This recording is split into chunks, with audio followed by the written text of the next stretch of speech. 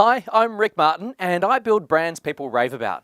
I've been in business 23 years and I've got 72 years experience. I'll come back to that mathematical equation a little bit later.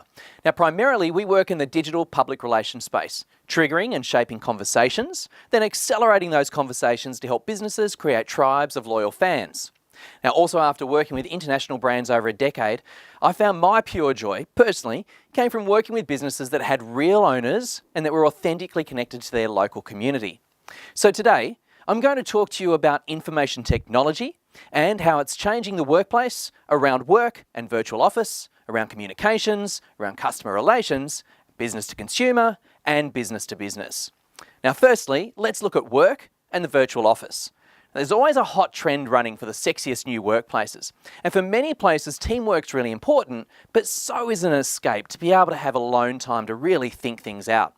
Now, the jury seems to be finally out that hot desking never really made anyone feel like they had a home, so they're in this constant state of flux. But it's important to have both spaces, a place to come together for the team and a place to work in your own space. The great thing is that technology allows that. The computers in our office no longer need the full grunt they once did because we use G Suite. That's Google Docs, Sheets, Chrome, Drive, Calendar, Mail. In fact, I can still access work as long as I have a computer. So wherever I am, I can log in and everything's just right there. And it's also not frowned upon anymore to have a virtual office. But with all marketing, it does come down to how you sell it. So a physical presence always promotes a feelings of strength and trust that you're committed for the long haul. And I know my clients appreciated seeing us have our own office buildings because they knew we were committed for the long period. But it also means freedom. Technology is great to be where you want, and you can outsource and build a team in other countries if that's your thing too. Now, what about communication? Well, this has changed too. And as long as you have a business grade internet connection, when I say business grade, that's one with a low contention ratio that doesn't jam up in peak times when everyone else is watching Netflix after school, then if you've got that, you can communicate virtually anywhere. In fact, the University of Tasmania with their sensory rooms are fantastic ways to communicate because you actually feel like you're with the other people, even though they're in Hobart, you're in Launceston or vice versa. The challenge is the quality of the product that you're using. But in our business, it means we can do training with our software suppliers in real time, even though they're on the other side of the world. But sadly, the one thing that hasn't changed is the time zone issue. But other things have changed. So many people don't have landline phones anymore. And so many business people don't realise that their NBN and phone system is actually one and the same now. So whereas your internet used to come on your phone line, now your phone is over your internet line. That means the quality of the NBN connection will affect the quality of your calls. And of course, that affects the quality of your communication with your customers. But now with the expedience created by technology, consumers also have a higher expectation how quickly you can get back to them. So for customer relations, this has shifted for a range of reasons, but mostly expectation. We as consumers are all so busy now. We don't notice ads like we used to, and in fact Deloitte's Consumer Media Survey study has showed that we've now tipped the scales, where we'd prefer to pay for content that gives us content without ads on demand. Just think Netflix. So if we don't have ads, businesses have to be much smarter in how we connect and nurture relationships with potential audiences. I've created a term I call the momentum loop, and it's based around understanding the buyer journey. Digital means we can create simple pathways, and that digital journey allows us to move people from being a stranger through to awareness, through to nurturing a relationship, through to converting them into a customer, then understanding their experience so we know what they're likely to say about us at the end.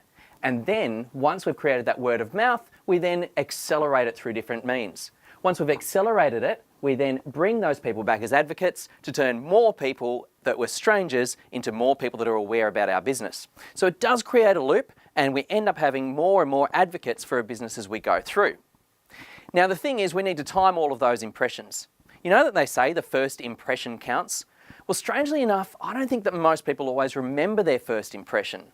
Their subconscious might, but often they don't. The first impression was probably the billboard they drove past or the item that flicked up on their newsfeed.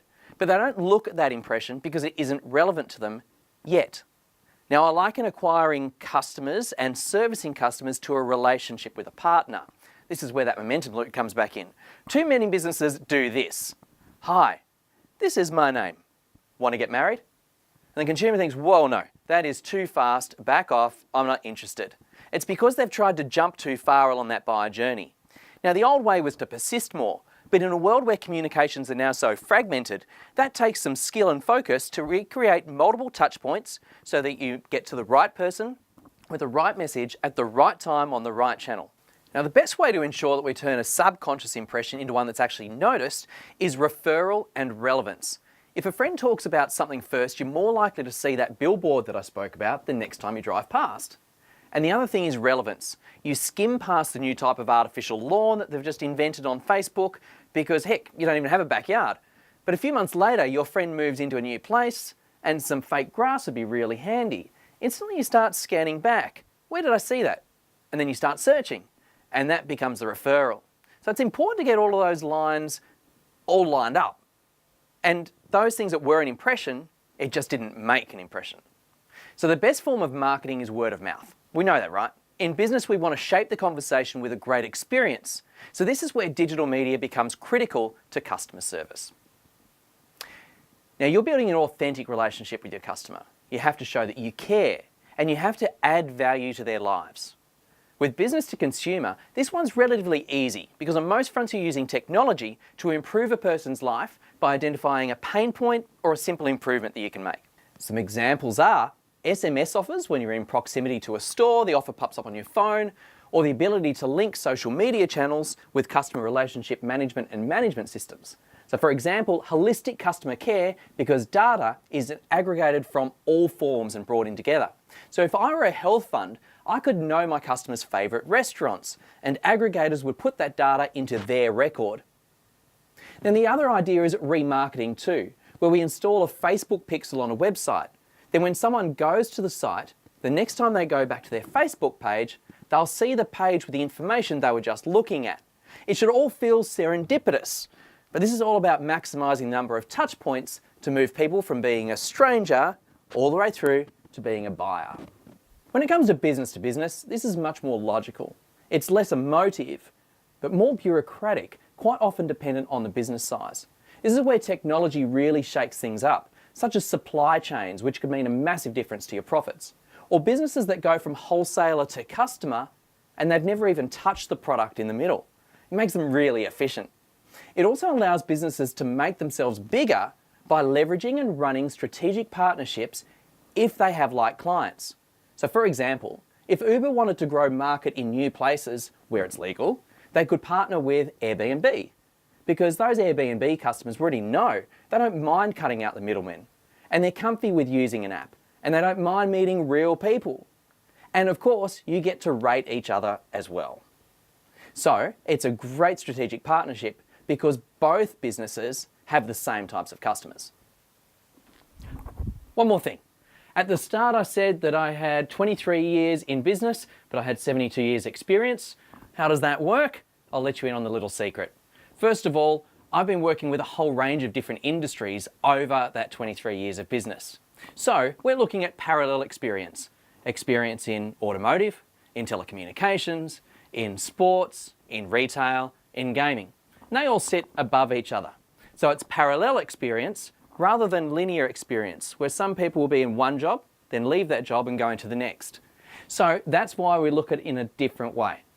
It gives me a great thing to talk about, and of course, it's all about marketing. Marketing is simply shifting the angle of which you see one particular perspective.